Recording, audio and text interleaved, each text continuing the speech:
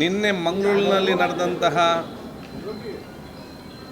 ಕೊಲೆ ಪ್ರಕರಣ ನಾನು ತೀವ್ರವಾಗಿ ಖಂಡಿಸ್ತೇನೆ.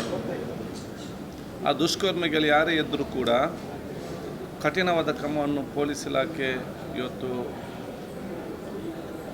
ಪತ್ತೆ ಹಚ್ಚಿ ಕಠಿಣವಾದ ಕ್ರಮವನ್ನು ಇವತ್ತು ಕೈಗೊಳ್ಳಬೇಕು. ಅದೇ ರೀತಿ ಇವತ್ತು ಸಮಾಜದಲ್ಲಿ ಶಾಂತಿ ಸುವ್ಯವಸ್ಥೆಯನ್ನು ಕಾನೂನು ಸುವ್ಯವಸ್ಥೆಯನ್ನು ಕಾಪಾಡಲು ಕೂಡ ಇವತ್ತು ಪೊಲೀಸ್ ಇಲಾಖೆ ಸೂಕ್ತವಾದ ಕ್ರಮ ಕೈಗೊಳ್ಳಬೇಕು ನಾನು ಈಗಾಗಲೇ ಸೂಚಿಸ್ತೇನೆ. ಈ ರೀತಿಯ ಘಟನೆಗಳು ಮರುಕಳಿಸದಂತೆ ಏನೆಲ್ಲ ಕ್ರಮ ಆಗಬೇಕಾ ಆ ಕ್ರಮವನ್ನು ಇವತ್ತು ಪೊಲೀಸ್ ಇಲಾಖೆ ತಗೊಳ್ಬೇಕಂತ ಹೇಳಲಿಕ್ಕೆ ನಾನು ಇವತ್ತು ಬಯಸ್ತೇನೆ. ಇದು ಯಾವುದೇ ಒಂದು ಧರ್ಮದ ಮಟ್ಟದಲ್ಲಿ ಆಗುವಂಥ ವಿಚಾರ ಅಲ್ಲ. ಇದೆಲ್ಲವೂ ಕೂಡ ವೈಯಕ್ತಿಕವಾದಂತಹ ಆ ಒಂದು ದ್ವೇಷ ಮತ್ತು ವೈಯಕ್ತಿಕವಾದಂಥ ವಿಚಾರ ಇವತ್ತು ಆಗಿರುವಂಥದ್ದು.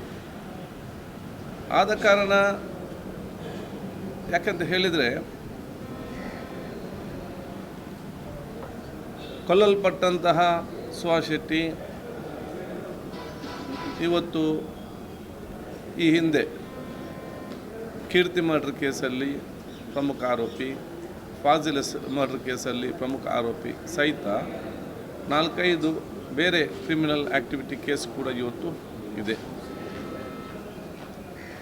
ಇನ್ನು ಈ ಬಂದು ಹಲ್ಲೆ ಮಾಡಿದವರು ಇವರೆಷ್ಟು ಕೇಸ್ನಲ್ಲಿ ಇರುವಂಥದ್ದು, ಇವರ ಬ್ಯಾಕ್ಗ್ರೌಂಡ್ ಏನಂತೇಳಿ ಪತ್ತೆ ಹಚ್ಚಿ ತನಿಖೆ ಮಾಡುವಂಥ ಗೊತ್ತಾಗ್ತದೆ.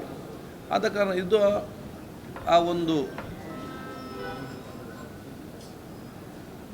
ವೈಯಕ್ತಿಕವಾದ ಮತ್ತು ಅವರ ಗುಂಪುಗಳ ಮಧ್ಯೆ ಇವತ್ತು ಗಲಾಟೆ ಅಲ್ಲದೆ ಯಾವುದೇ ಒಂದು ಧರ್ಮದ ಮಧ್ಯೆ ಜಾತಿ ಮಧ್ಯೆ ಒಂದು ಗಲಾಟೆ ಅಲ್ಲ. ಇದನ್ನು ಆಗಲಿಕ್ಕೆ ನಾವು ಯಾರು ಕೂಡ ಇವತ್ತು ಈ ನಾಗರಿಕ ಸಮಾಜ ಇದಕ್ಕೆ ಯಾರು ಕೂಡ ಅವಕಾಶ ಮಾಡಿ ಕೊಡಬಾರ್ದು.